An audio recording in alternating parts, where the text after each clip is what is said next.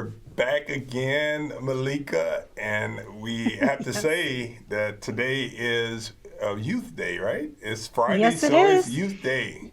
Youth Friday. Yeah, Youth Friday. on F.D.R. Community Foundation, it's all about there's one way to rebuild a community and to build up a community, and we agree that it is by working and supporting our youth.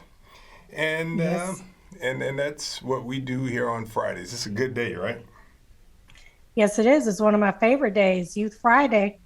Youth Friday on Chicago Hill. It's one of the best. Well, guess where are you reporting live from today, Malika? While I'm in the studio all alone. I miss being there today. I am in Evanston at home. Have some family responsibilities today, and yeah, but I'll be back. You'll be back. And Yes. before we get to our fascinating guest, we should recognize that today is Earth Day. And I'm sure that our guests will have something to say about Earth Day too. I didn't do anything for Earth Day, and I have to admit, there was some events scheduled, and they were canceled due to the rain. Um, and so I guess the Earth is being rewarded. We need the Yes. rain. what, God is nurturing the earth today. what Yes, better He way to is. celebrate Earth Day than give it rain? Hmm. And I think after rain will be sunshine. So our communities will be bright and shiny, I believe, tomorrow. So, Malika, we got a Yes. special guest. You want to introduce? Oh, yes. I love this family right here because they are very well known here in Evanston because there's a young lady named Olivia Ohlson who is just an inspiration. She's an example, she's a leader, she cares, she has compassion, and she gets this from her mother. Yeah, And what about her dad? and dad too. All I'm right. sure dad too. I'm sure dad too. That too. From her beautiful parents. And obviously, they've set the example, and she's following them. And she's just become a shining star here in Evanston because of all of her great work and leadership.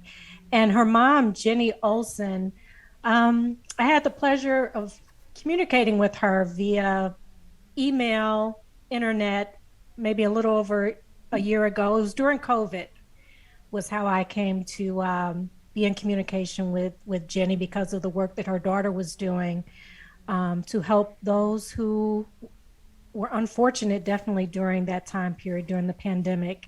And her mom has such a beautiful spirit and such a story herself. And her daughter started this wanting to help people because her mom had cancer. And so she wanted to raise money for all of those um, going through such a tough time because of her love for her mother. And Jenny is just a beautiful woman. This is my first time actually seeing her. I have yet to meet her in person because of the pandemic, but looking forward to that. But she can explain Olivia better than anyone because she gave birth to her. Yeah. So, Yeah, she should explain Olivia, and she should also speak about the battle that she's overcome. I mean, I'm a survivor as well, as you know, Malika. So I would yes. love for Olivia's mom to give some inspiration to our viewers here about her being a survivor. Yes, please welcome Jenny Olson. Well, thank you. Thank you to you both for having us, especially my daughter Olivia, who I'm very proud of be introducing. I am a breast cancer survivor. I was diagnosed 5 years, just about exactly a little over 5 years ago, and had surgery in almost 5 years. And I'm almost 4 years out of treatment. And I'm glad to be a cancer survivor. It's not an easy road, but I've been blessed with a lot of family and friends to support me, and especially my daughter Olivia. We are a big community service type of family. We'd been doing service prior, but like Malika said, when I was diagnosed with breast cancer and things kind of had slowed down a little bit, We've always been a very active family. Olivia had always wanted to, in particular, have a lemonade stand. And so that's kind of what started her big projects and her reaching out to the community in several different ways, but her having her lemonade stand. So I'm very pleased and proud to introduce. Well, before you introduce her, we cannot let it go by. I mean, it is a big deal, a big blessing. And we would like for you to give people that, women, men, some thoughts about breast cancer screenings. I think you're a strong advocate. You're a living witness about how early detection saves lives. I mean, you go ahead. Definitely. Thank you for that. I definitely am. My diagnosis was found through a regular mammogram. So I am a huge advocate. It's not comfortable. People are at ease. Everybody has different reactions. But if I can help anybody, it's get the screenings early, because if, God forbid, you do have cancer, your chances with whatever cancer you have, most of the time you will not. So know that. But if you do, in most cases, it can change things. And it definitely did with mine. My surgeon, when he called to tell me, that it was found, and I was kind of rare because actually it was found in both my breasts, very early stage, which again was good, actually pre-tumor. But he told me, he said, if you waited another year and a half, because he told me even with having surgery, and initially they didn't think for sure I'd even need chemo, which I did end up having chemo and as a precaution radiation. But he said, if you had waited a year and a half, you would have had a very different diagnosis, because at the time when he told me he thought I had about a 99% survival rate. And when I heard that, I was like, not that it was good news, but I was like, okay, I can deal with this. I really took it on kind of in a business-like manner. I'm a very faith-based person, so my faith really helped me get through it. But early detection is definitely key. But but there's always hope. There's always hope. And even if you didn't, please go. If anything you see, there's always hope. And I have a friend who was stage 4 lung cancer, and I found out yesterday or the day before, probably wasn't supposed to make it, never smoked in his case, and he, knock on wood, whatever, he is cancer free a year and a half later. So still has to follow up and scans, but he had a darker diagnosis and yet is coming through. So there's always hope, I guess, is my biggest thing, other than early detection. Well, as we, Malika, you always find very special guests that contribute so much to our community. So we often say that parents lose their identity when they become parents, and you are Olivia's mom. So how about introducing her? That is absolutely true. I'm very glad I hear that. But yes, as I was saying before, very proud of her. She has a wide variety of interests, and she's always out to help folks. And it started in a big way when I was going through cancer, and I'm proud to introduce my daughter, 14, almost 15, freshman at ETHS, Evanston Township High School, Olivia Ohlson. Oh, thank you. Welcome, Olivia.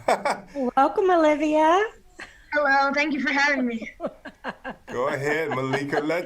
She's a powerful young lady. I could tell right now that she's making a difference in the communities that she lives in, and worldwide.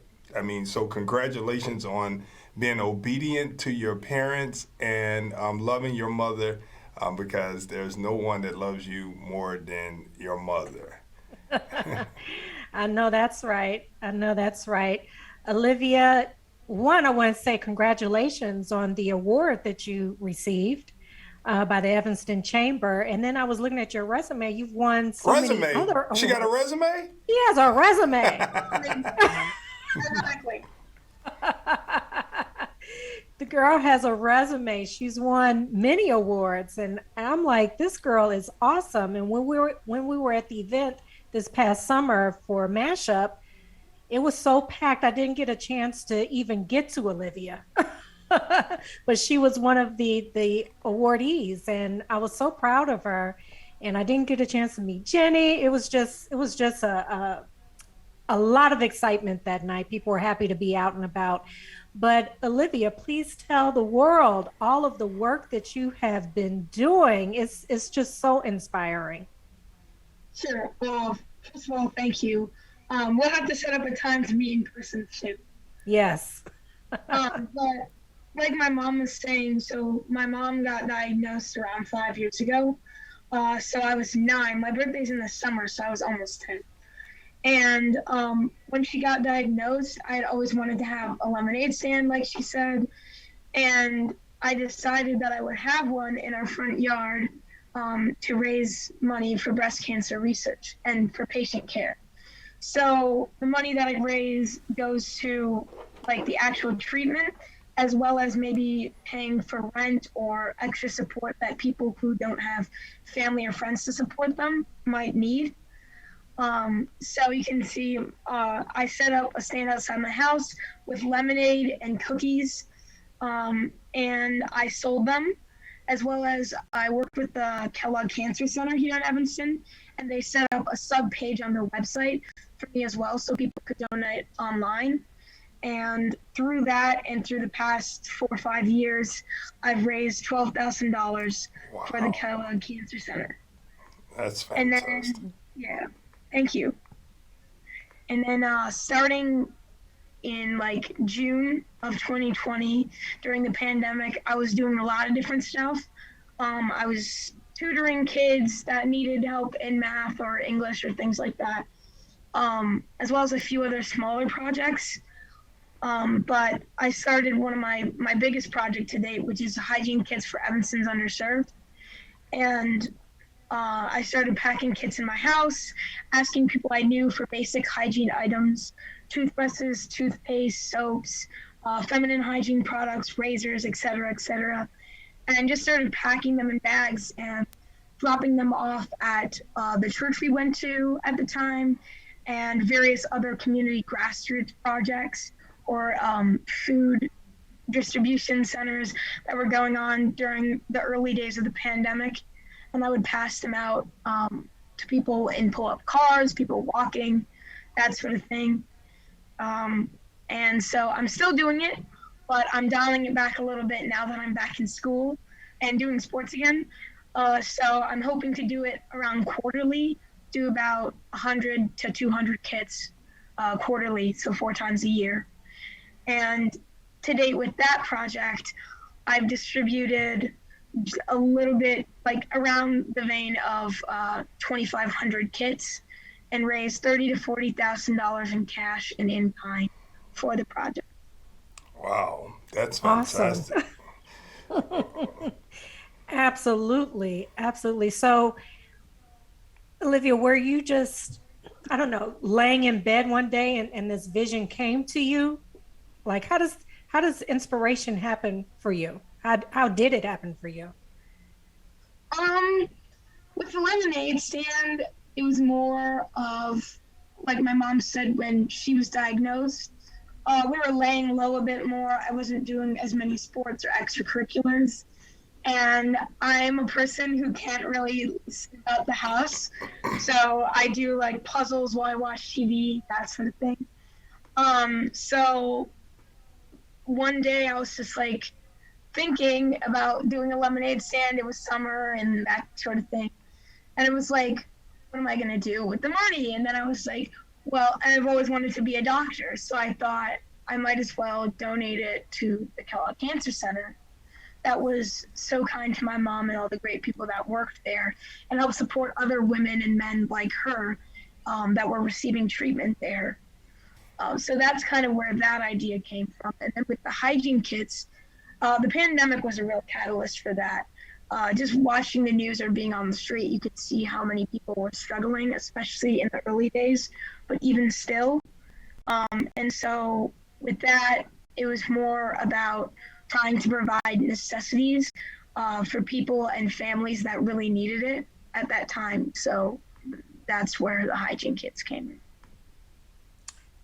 Wow, Yes, that's yes. fantastic that you are so innovative and caring. That's what it's all about, caring and selfless. You're not thinking about yourself. There's so much more you could be doing with your time, but you're thinking about building up your community and building up people's lives, and that's commendable, and we thank you for that. You know, we're going to have to invite you to a bill that I helped pass in Springfield with Susan B. Comet.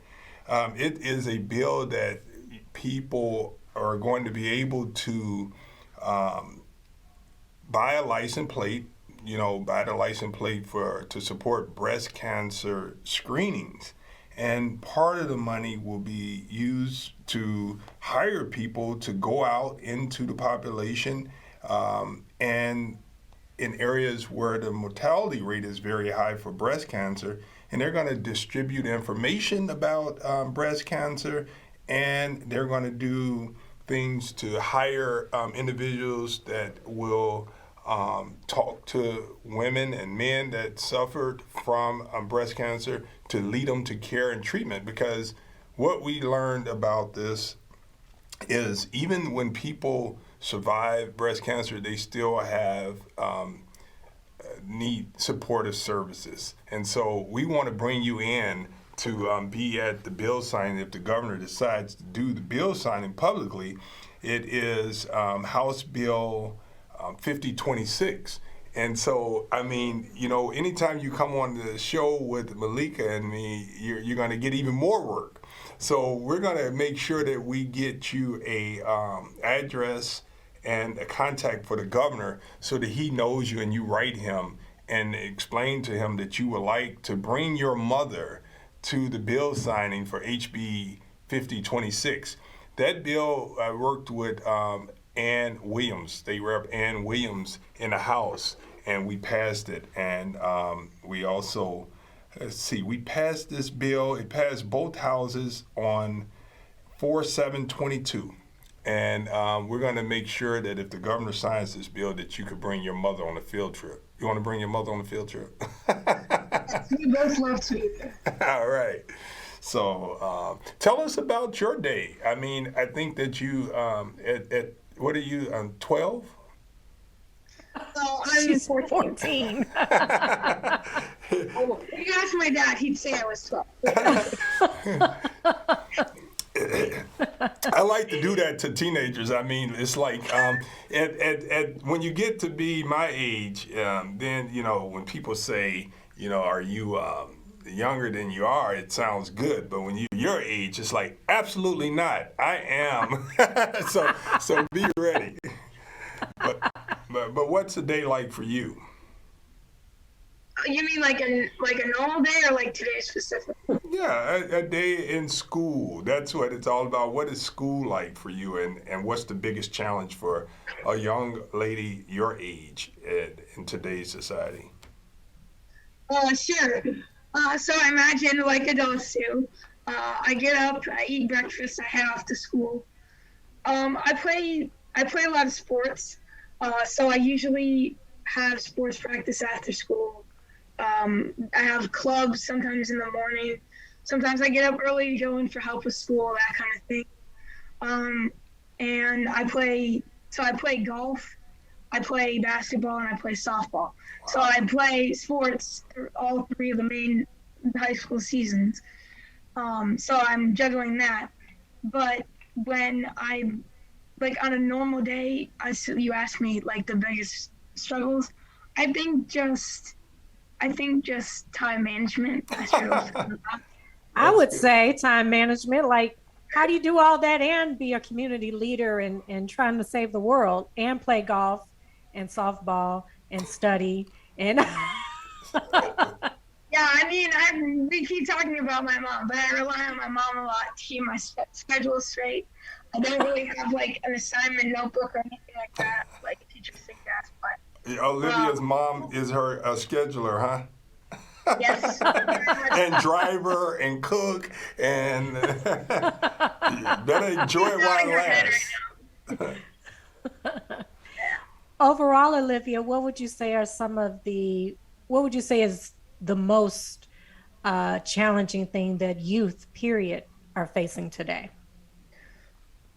I think that, well, first we're, especially kids like around my age range, we grew up like, I was born in 2007, so we grew up in like a huge time of change within this country, and growing up through all the changes that are happening, especially in minority groups, and we're coming of age, and I think every generation can relate to this, but we're coming of age in a time where we're dealing with the normal pressures of being a teenager, or stress or changes.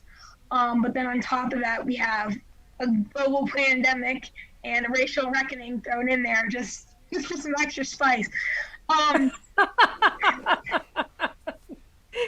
I think that I think one of the things is finding a like platform or a voice or something that you want to do is something that's so challenging, because I feel that there's so many young people who are making change right now, and who even in small ways are benefiting their communities. But I think sometimes if you're not already doing something like that, but you want to, there's so many people already in the pool that you're just trying to find a space where you can have an impact that's your own, and make your own space in a space that where everyone's trying to uplift at the same time. You're trying to find your way in that crowd of people. Wow. So, I mean, I don't know. I see so many talents in this interview. I mean, which talent are you going to focus on for a career right now? It could change, but what's your dream career? Like I mentioned earlier, I've always wanted to be a doctor. So, like, my mom says starting when I was 2, I wanted to be a doctor. And so now that I'm older, for the past, like... She's older, Malika. Yes. She's aged. Yeah. She's in the been last through... 4 to 5 years, I've been more interested in engineering. So as of now, I want to be a biomedical engineer. Oh. And I've wanted to do that for a long time. Oh, well, that's great. I mean, University of Illinois, I think University of Illinois in Urbana has a biometric, how you say it? Biomedical. I think we could get you to visit the university and talk to some people there if you ever want to visit. That'd be great. I'd love to. What's the role? What would you do as a bio major? So there are a lot of so a lot of people ask this because they like I'm afraid to say like what's that? So there's a lot of different programs across the country where you get like a double major, or you are on like a pre-med track. But basically, once you're actually doing the job, there's variations. But a lot of time people are in labs. A lot of medication that people take is a biomedical engineer or a biochemist. And we work a lot with like machinery involved with medicine. So for example, prosthetics, those are something I've worked with before when taking like classes related to biomedical engineering.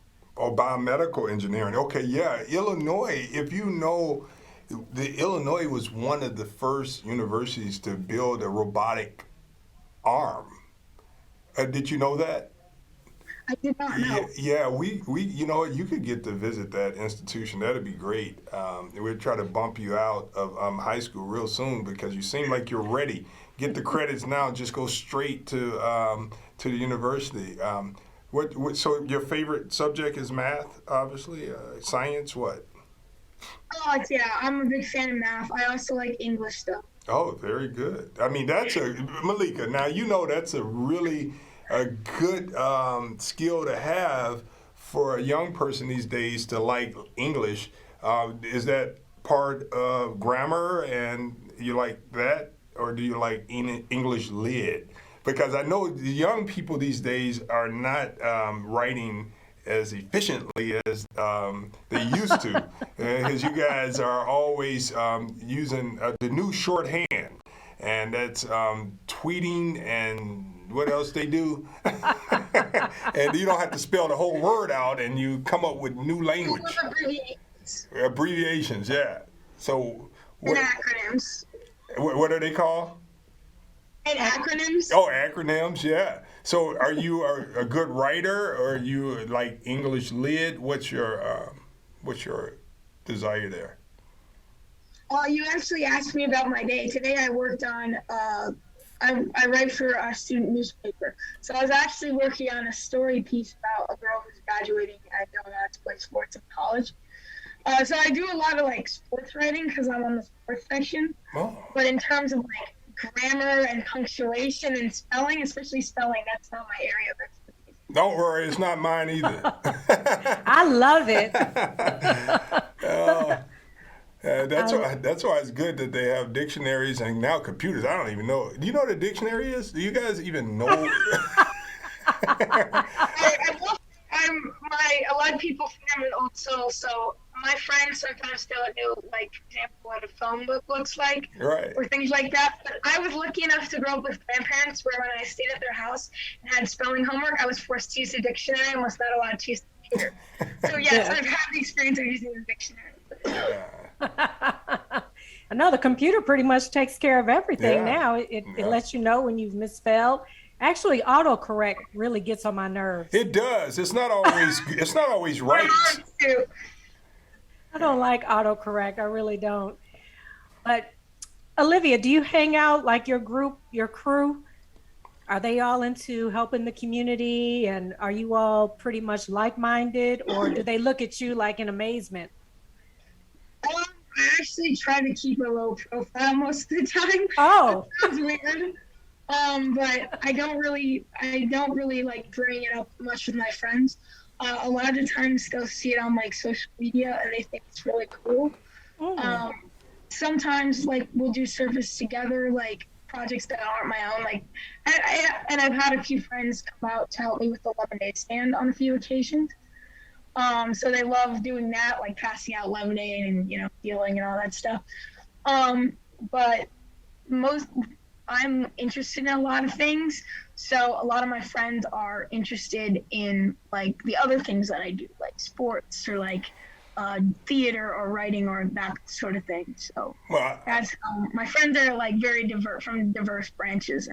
I got one for you then. You like sports. I mean, the Bulls are in the playoffs and they're playing Milwaukee. If I say fear the deer, what does that mean? Sorry, did they fear the deer? That's what they say in Milwaukee. So my thing is, the Bulls will be eating deer meat tonight. I know that's corny. I know that's corny, but I went to the Milwaukee Bucks game last week, and they walked around with "Fear the Deer." Well, I'd say you better fear the bull because the bull's gonna have deer meat. All right. I agree with that. You like that? You like that, Olivia? Is that too corny for your age group? I think it would work. I think you could pass off. I think most people would say it's a dad joke, but it would not. Well, Malika, we got a minute, less than a minute. Let's wrap up with our guests and give her some closing. Oh yes. So Olivia, what's your message out to the world? I know you keep a low profile, but what's your message to the world? My message is for young people is try to get involved in things, try different things, try to help people in any way you can. And I just want to announce that my newest project is called Diversify Golf. So check us out on both Facebook and Instagram. Because starting this summer, late spring, I'm going to be providing free golf lessons. What? As well as passing out, like letting kids borrow free golf equipment to get more girls and kids of color into the sport. That's great. We're going to support you on your efforts, see how we can make a little donation. So once again, give us your website or email address so people could reach you. Sure. I have a website, but I haven't kept it super updated. That's fine. Yeah. So I'll just let you know, the easiest way to reach me is through social media. Just DM any of my accounts. I'm at OSOE. Well, you know what? I project. changed my mind. I don't want nobody to get in touch with you. Reach your mom and reach Malika. We don't want you Yes. bothering our team. This has been another episode of Chicago Hill, Malika. See you next week. Yes. Thank you, Olivia. Thank you, Olivia's mom. Thank you, Olivia. Thank you, Jenny. All right. Bye-bye.